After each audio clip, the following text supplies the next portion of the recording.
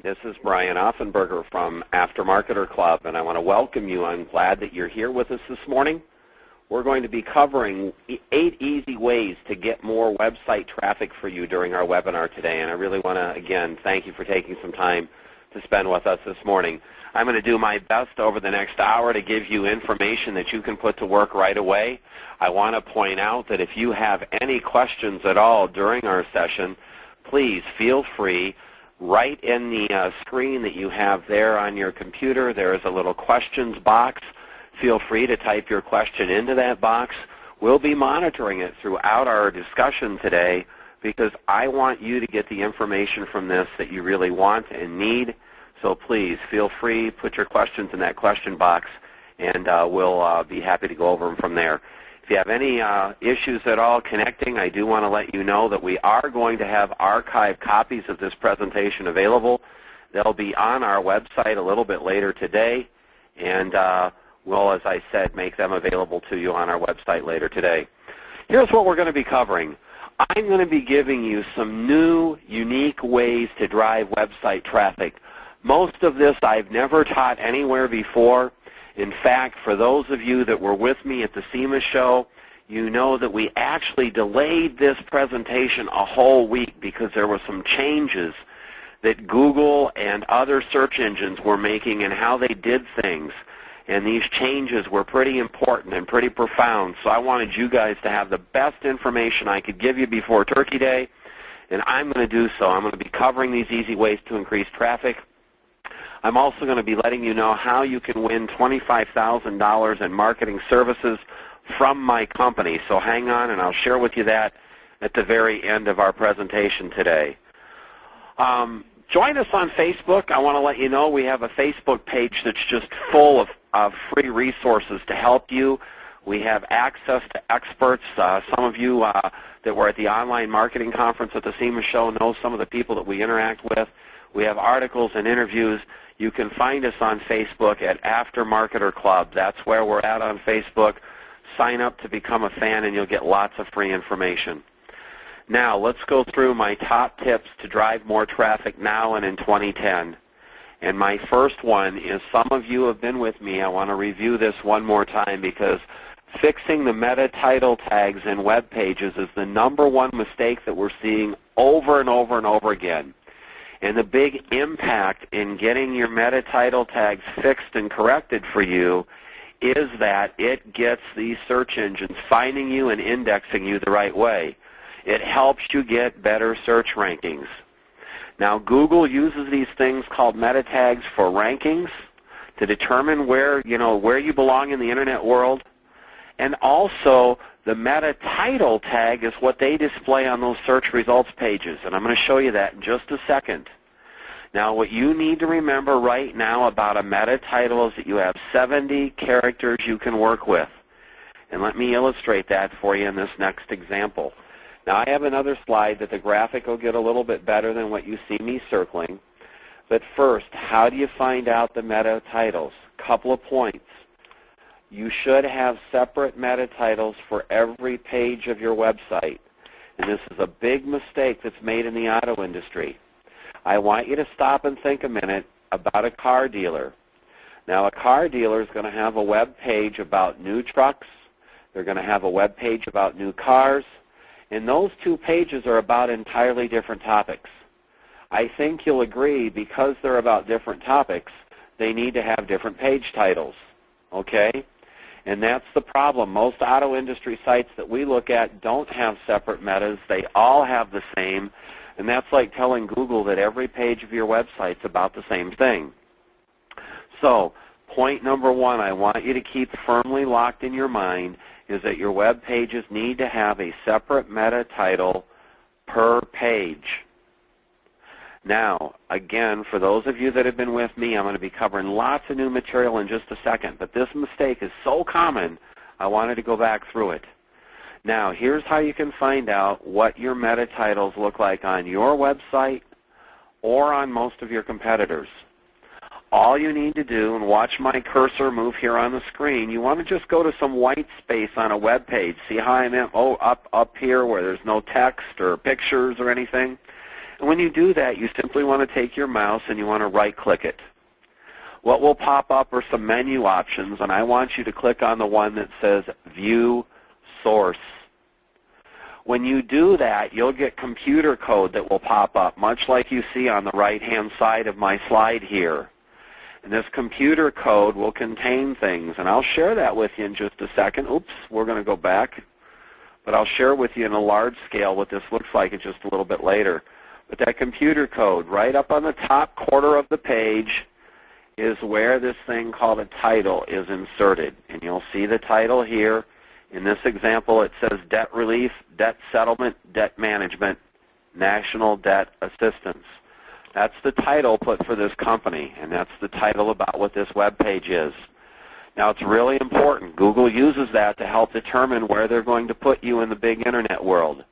And they use that as well as part of their information to help determine how they rank you. Now, let's go further and illustrate one more point about this. Now, I told you what the meta titles do for what Google uses it. Meta titles are also the things you see on blue on a search results page. So it's kind of like the headline that a user sees when they are looking at your business or any prospective other business. And if you guys stop and think about how you use search engines, when you come up in here and you key in up here in the search query right up at the top, when you key in Phoenix Document Imaging Companies, if that's what you guys are keying in, well, then you're looking at the blue, the words in blue. These are like the headlines, and you're scanning them. And what you're doing is you're looking for those things that cause you to either click on it, or you'll read what's underneath it, or you'll dismiss it and move on.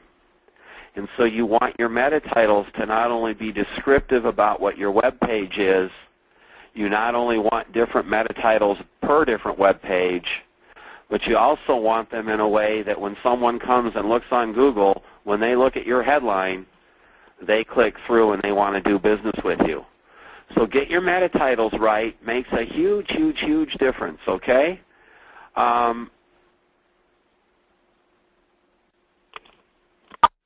The broadcast is now starting. All attendees are in listen-only mode.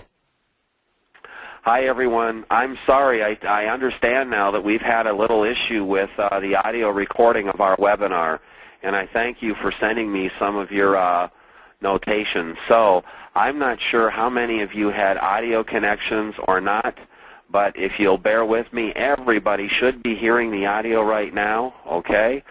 So I want to make sure that I covered. Right now, we should be clear. Everybody should have audio right now. If you have any issues, again, please send me another email. Hi, I'm Brian Offenberger. I want to apologize for the little bit of difficulty we had in getting started.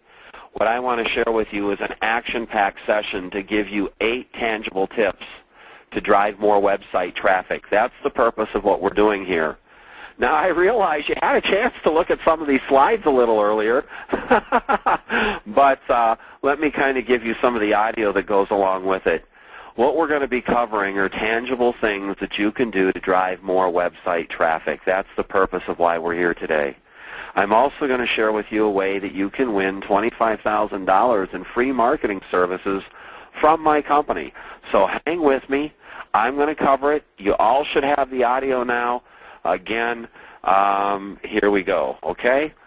So let's, I want to invite you to join us on Facebook. We're putting together a huge resource center there, packed full of free information. Just become a fan of our page on Facebook, and you'll be able to find us, and everything will be perfect for you from there. So that's on Facebook at Aftermarketer Club. Now, let me give you my top tips to drive more traffic now and in 2010. And again, everyone should be hearing me now, so if you are having a problem, please let me know. All right, first thing I want to share with you is I've told you, if you've been with me before, I preach getting your meta title information done the right way. Now, I'm going to go through this. I want you to all get it because it's one of the more common problems that we see. What a meta title is programming that your webmaster uses to program your web page.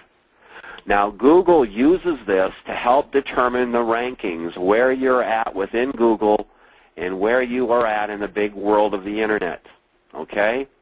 They also display your meta title on search results pages, and I'm going to show you that in just a second. Now, they have rules about how you can use it. You have a 70-character limit of how many characters that you can use on Google. 70 characters in this meta title.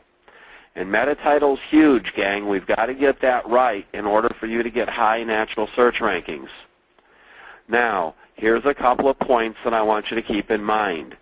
Your meta title, you should have a separate meta title for every page of your website.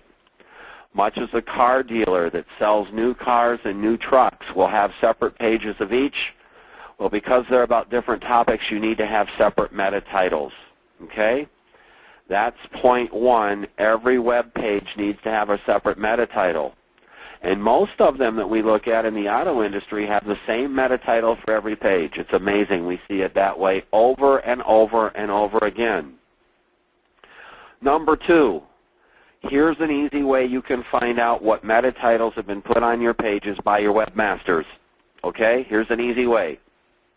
Go to any part of a web page that has no photos or copy on it, that's kind of blank space, and right-click on your mouse. When you do that, when you right-click on that mouse, you're going to get an option that's called View Source. I want you to go ahead, when you do that, I want you to click on the option for View Source. I want you to click on it, and then I want you to look at the programming code that comes behind it, okay? The programming code that comes behind it is going to allow you to see what your meta titles are.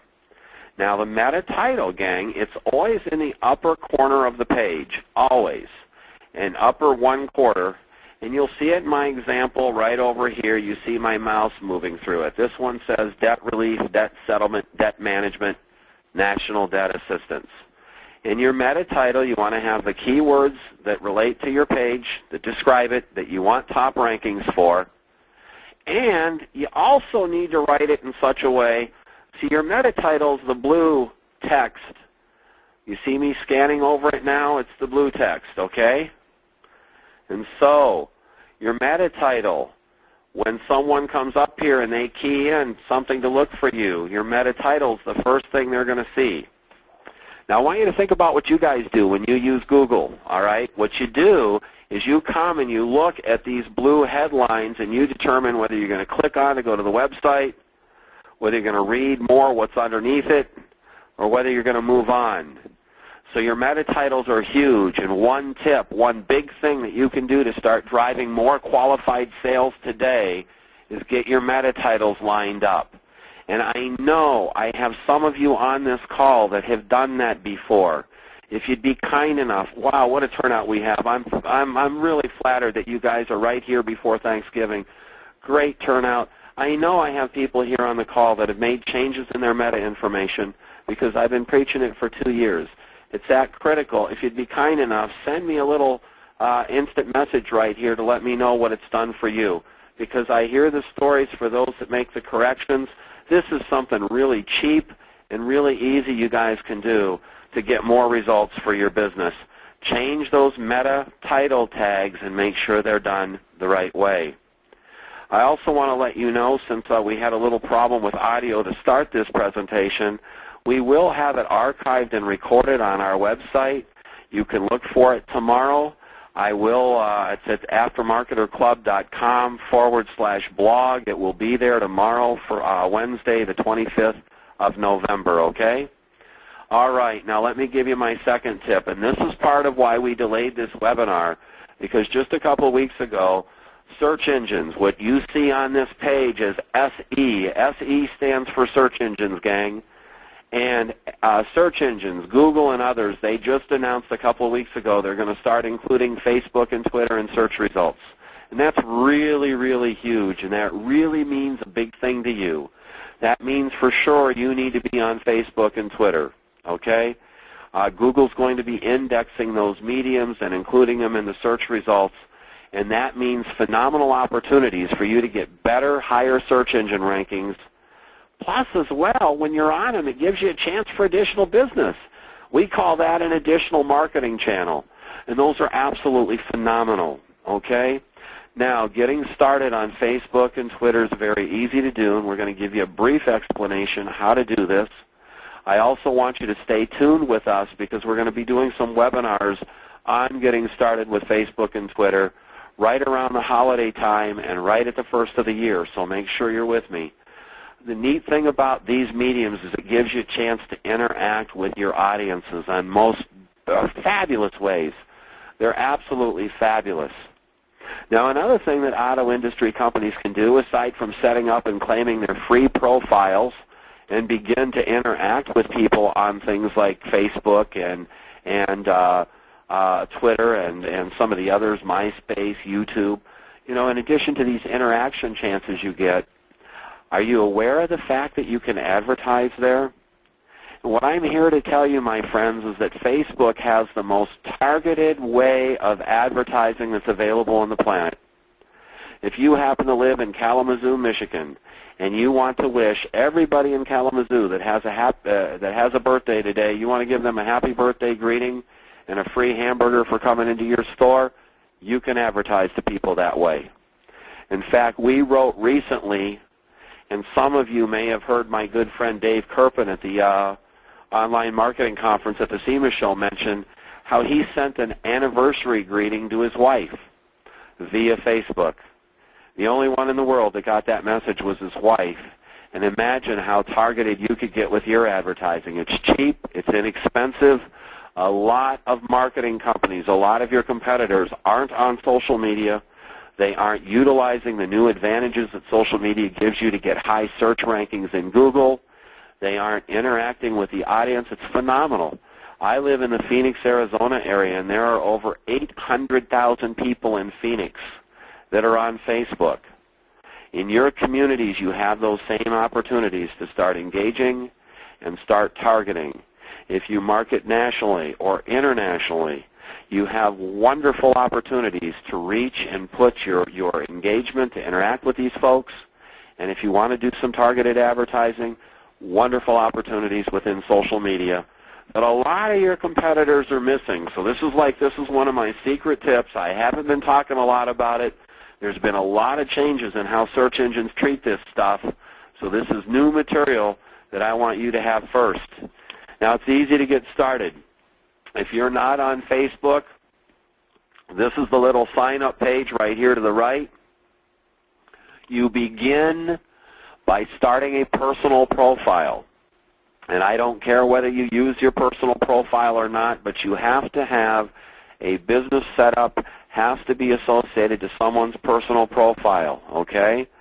So set up for a personal profile, and then you can set up one for your business. And I'd like you, please check us out. See what it's about. Go to facebook.com/aftermarketerclub, all one word, and check out what we have there. You can start to see how things like that might apply to what you do. Now, one other thing that I want you to keep in mind is this. I see some auto industry companies that are really excited to get started with social media. So they get something set up on YouTube, and they get something set up on Facebook, and they get something set up on LinkedIn and Twitter. And when you sit and you look at all those different spots, it looks like you're looking at 4 different companies. In other words, they're not consistent in how they look and how they appear on all those mediums. I want to urge you, be consistent in how you're looking and your appearance to your audience. When people come to Twitter, that you want them to recognize you on Twitter the same way you want them to recognize you on Facebook. Now, the way you interact is different, but you want that appearance to be the same, okay? Think McDonald's, gang. You want the McDonald's in Kalamazoo, Michigan to look the same as you do in Sarasota, Florida, all right? You need your appearance to be consistent between these different social media channels. I see we're getting some questions coming in, and I really like that. Feel free, jot us down questions as we go through. I want to make sure you get the information you need in being in our session today. All right, now let me give you my third tip on what you can do to drive more business and more sales for yourself and this is a neat one. This is one that a lot of people don't do, and we call it pursuing organizational opportunities. Pursuing organizational opportunities. And take some good notes here, because I think this is a real gem that you're going to get out of this webinar if you think and figure out how to apply it correctly to your situation. You know, our audience is mixed on this call. We have WDs, jobbers, manufacturers. We have people from a variety of different backgrounds that's on our call with us today. But what I want to talk about for organizational opportunities is a style of selling where you approach organizations or associations that have membership that is your target audience, that you can sell to. Okay? Now what you're going to do, and you need to bear with me a couple minutes because I'm going to be sharing with you this story and how it can apply to your situation. First and foremost, all right, let's pick in our industry. Let's say as an example that I sell racing gear, and I sell helmets and suits and all sorts of things for a racer. Now, obviously, there are a lot of different ways that I can market, but I think you'd agree that if I could get involved with trade associations that had members that raced, that might be a good way or an advantage to me for my product, right? So I sell race suits. I want to talk to racing associations because I'd like to interact with their members so I could sell more product. Does that sound common to a lot of you? Okay, is that something that we can relate to? All right, let me go a little further with this, okay? What I can then do is I can then go to an association, and instead of being like other guys are going to come to that association and say, hey, I've got great racing products. I've got the best that are in the market. I've got the latest stuff. I'd like to come talk to your members and show them what's new. Okay, everybody says that. What I want you to do is I want you to go to that association and I want you to say, hey, look, we wrote an article about 5 ways drivers can increase safety. And I want to give that article to you so that you can get it out to your members. Now, gang, all of a sudden what we're doing is we're starting to focus on helping rather than selling. And guess what? Rich people understand that what the world really wants is information that helps them. No one wants to be advertised to, or no one wants to be promoted to. So you can use articles, speeches, webinars to help provide information to the right kind of audiences that enable you to make more money. Now, this is a really important concept, and I found that a lot of times that when I use another industry, if I get us out of our industry, I get us out of the auto industry, and I move us into something else, that it's easier to understand. So what I want to do next is I want to show you an example that we did for a company in Dallas, Texas, that sells camera surveillance systems. You see these pretty things that are on your screen now, these security cameras and all of this kind of stuff. Rachel, I'm going to get to your question about fan pages on Facebook. We'll get there just a second. Thank you, some others, for questions I'm going to be getting to in just a minute. Okay, let me give you the example of camera surveillance systems. We have a company down in Dallas, Texas that sells camera surveillance systems. And like anybody else, they want to sell more of them. So one of the things that we know is that a good target for camera surveillance systems are businesses that do a lot of cash volume, credit card receipts, high numbers of employees, and restaurants and fast food places, gang, are right up the alley for camera surveillance systems. Why? Because they're plagued by employee theft.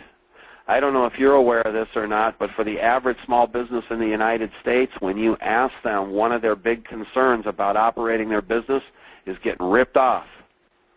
And I know we're on a webinar, but believe me, I can see some of you nodding your heads right now because I know you've faced employee theft problems in your business. It's an ugly thing. So here's what we did. We went to the Chamber of Commerce down there in Irving, Texas. For those of my friends that are on the call down around the Texas area, you know Irving, home of the Cowboys. Irving, Texas, we went to the Chamber of Commerce there and said, you know what? For chambers to survive in this tough economy, you need to be providing good information of value to your members. And one of the biggest problems that your members face is employee theft. What we've done is we've put together a 90-minute webinar that helps them stop employee theft. We have the loss prevention director from Safeway Food Stores. We have this gentleman that wrote a book about stopping employee theft. And we had the CEO of the company that I represented. And so what we did is this. We put on this 90-minute webinar. The Chamber of Commerce, what they did is they marketed it all. They emailed it to all of their members and invited their members to come to this webinar. My company, we did 90 minutes. Okay, my client did 90 minutes of great information. And what ended up happening is that they sold a little over 40 of these camera surveillance systems in under 60 days. The reason being is that they helped people solve problems. They gave information of value. And the people that were attending, they wanted to stop employee theft. Can you see the difference between selling and promoting your product or taking an approach of where you try to help, and because you do that, you gain a lot of business. It happens every day. We call this organizational selling or aligning yourself with organizations. Car clubs, let's continue my racing example. So I can go to a car club and offer their members an online webinar. The webinar software, gang, costs you under $100. Okay, this software that I'm using for you guys to connect, it costs under $100 a month to use. And you can use it as many times as you want.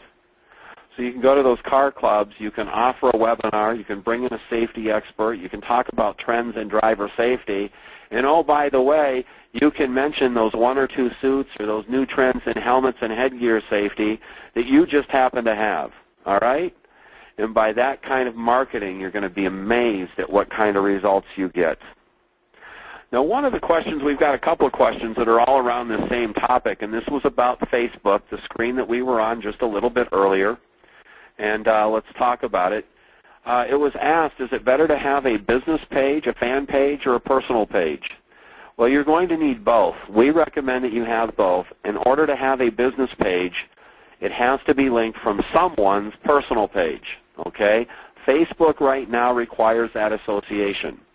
There's much more capability you have with business pages than you do with personal pages, especially in terms of the number of people that you can interact with. So, Rachel and others that have asked that question, we're going to be doing more information about the differences between a personal page and a business page on Facebook. We're going to be doing other webinars on it, so I urge you to stay with us because we're going to give you that kind of information in more detail. My answer now, you need both. You need a personal and a business. They're free to get yourself started, and you're going to find that ultimately a business page is going to give your company more opportunity to earn more money, okay? All right. Let's go to my fourth tip. My fourth tip to help you drive more this year is what we call joint venture marketing. And joint venture marketing can help you have positive impacts on your search engine rankings, plus it opens up an additional marketing channel that's available to you that may not be available to others. Now, what is joint venture marketing? Well, the first thing that I'd like you to do is to think of other businesses that sell to the same audience you do, but aren't your competitors, okay? So what other companies or other businesses do you know that sell to the same audience you do, but they aren't your competitors, okay? Now, what you simply do is this, is you promote one another. You help one another. And again, let's step outside our industry, because the one thing I get accused is I use two specific examples. Let's get outside of our industry a minute and give you a bigger picture so you can think about how you can apply this to what you do. We do work in town for a heating and cooling company, an air conditioning company.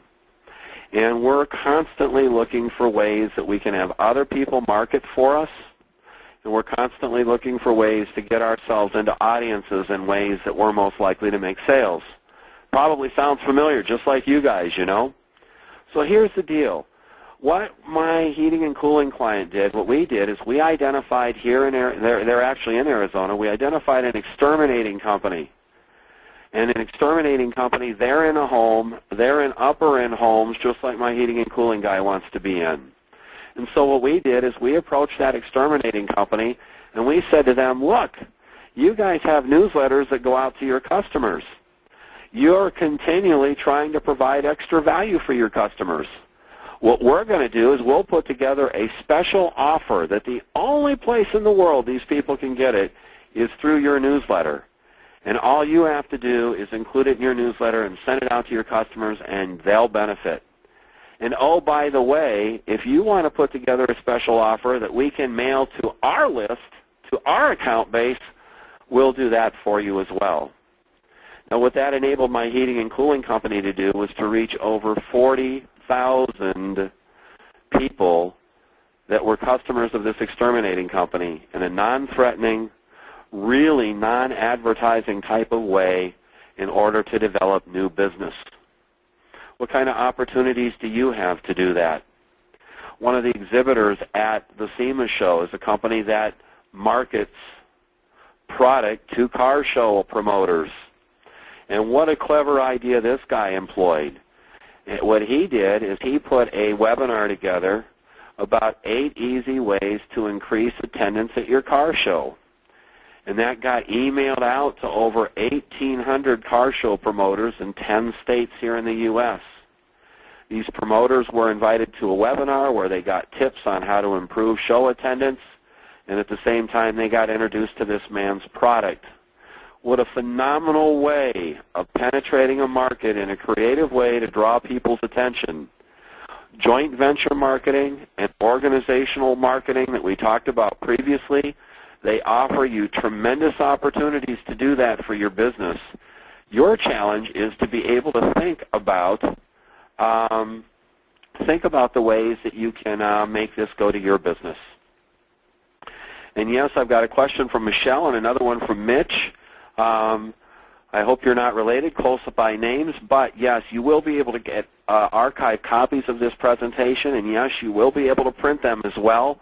They'll be available on our website tomorrow, Wednesday the 25th of November. That's at aftermarketerclub.com/blog. We'll also send all of you on here, we'll send you a little email on how you can access it as well, okay? All right, let's go to my next tip. Article distribution. Article distribution is a fabulous way for you to get your material out in front of people to help you get higher search engine rankings and to get an additional marketing channel. And if for those of you really paying attention, I gave you a little hint on how to do that a little bit earlier this morning. Remember my racing example? And I sell racing gear and products and equipment. And I need to reach all these clubs that are out there that are on Yahoo groups and in Facebook. And there's racing clubs across the U.S. and little regional and city organizations and all these kinds of things, and I need to get out to them, okay? And I can spend big bucks advertising, man. I can put together display ads, and I can put them in trade publications, and, man, I can try to direct mail these people, and I can hope and pray, and all these things that we've all done before. Well, one neat thing you can do, write an article. Again, let's stick with that same topic. What if I sell racing gear and I write an article about 5 new safety items for 2010 that make you that make you safer, or something along that line. And then I send that article out, and I send it out to all these clubs. And now instead of asking these clubs to promote me or advertise me or anything along that line, all I'm asking these clubs to do is to put out an article to their members that help their members. Wow, that's not tough at all, gang. And believe me, it will happen over and over and over again for you if you take that perspective.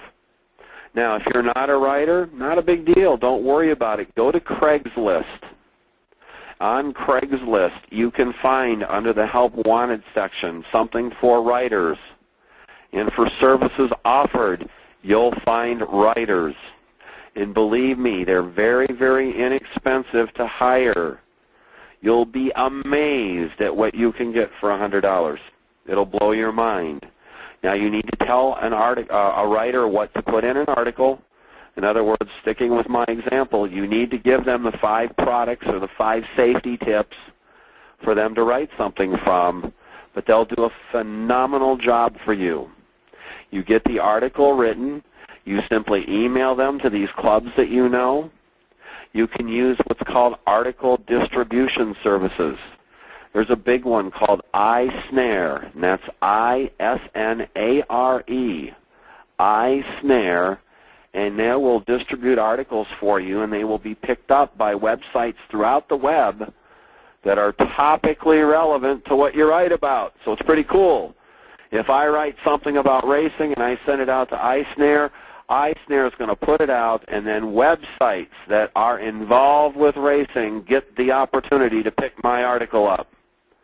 Now here's what this does for me, and it's beautiful, and the money's cheap, okay? Take a little time and a little effort with this, gang, and you're going to reap huge rewards, okay?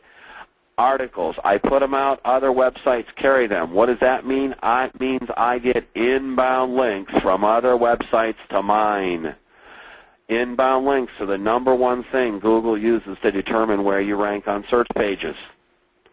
Number 2, every website that has my articles on them can potentially send me business. We're doing something for a chain that has repair shops in college markets. And we're writing this article, 5 easy ways college students can slash car repair costs. And it's amazing. You know, the student newspaper will pick it up. And all these different things that will get us links that help with high rankings and will send us business. You write articles. If you need help, you don't need to be Hemingway to put it out here. However, if you feel you need help, go to Craigslist, find a writer there. If you really need advanced help, give us a call. We'd be happy to give you some assistance. All right, let's go to my next tip. Articles, great one, gang. It's a really good one. And yes, thank you for the comment. For those of you that have been to some of my stuff before, yeah, we're giving you some new stuff here. Got lots of new stuff for you in 2010 as well. Lots of new things, okay? All right, article distribution. Let's go to my next one. Change your thinking. Change your thinking. Too many of us are focused on selling, okay? All we want to do is advertise, and all we want to do is promote. And I know what the bottom line is. I know sales is what feeds us all. We're no different. All of us have that in common. Here's the reality, though. The reality is that your customers don't want to be sold to. They don't want to be advertised to. What they need is information that helps them in their lives, that solves their issues, and that helps them keep their hard-earned money. Make sure you're doing that. Get your marketing messages. Quit talking about yourself and about your product, and start talking about how you solve customer problems and wants. The more your marketing messages are geared around helping people solve their problems and wants, the better your results are ultimately going to be. By keeping your marketing focused on helping, not selling, you get clarity. It helps bring clarity to your marketing messages, and it keeps the focus on what your customers really care about. I see this over and over and over again. We are now in the process of doing several case studies with auto industry companies that we're going to illustrate how simply changing the messaging approach more than quadrupled response rates. And where it comes from, gang, is stop talking about ourselves and stop talking about our products and start focusing on helping people. All right?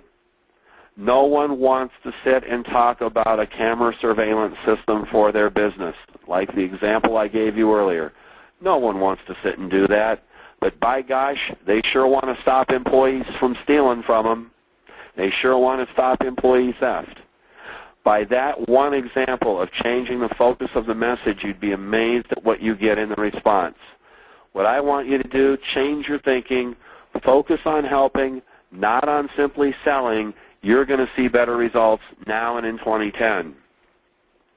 All right.